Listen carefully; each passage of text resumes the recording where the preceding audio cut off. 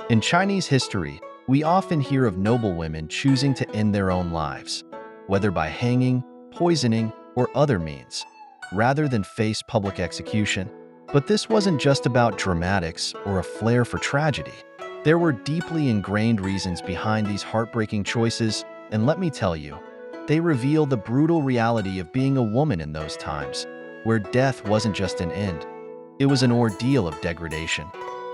Being a woman in ancient China was already tough, but when sentenced to death, they faced an unthinkable choice: die with dignity or endure a public spectacle of humiliation before meeting the same fate.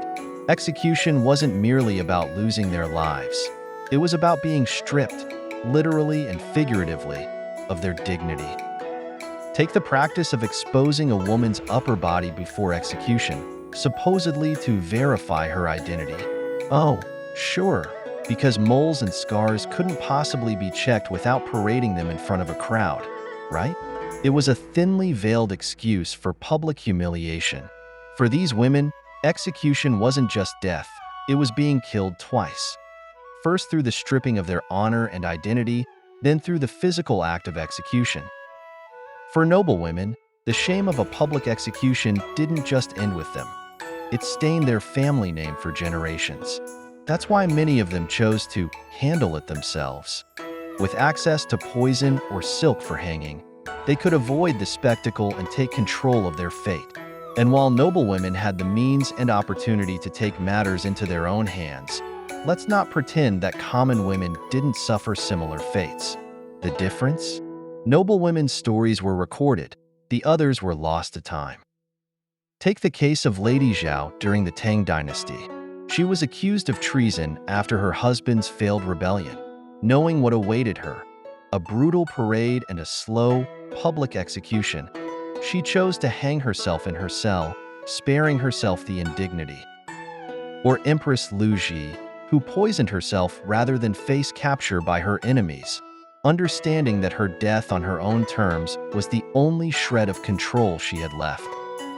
This wasn't just about personal pride. A woman's reputation extended far beyond herself. It affected her children, siblings, and even distant relatives. Public humiliation didn't just mark her.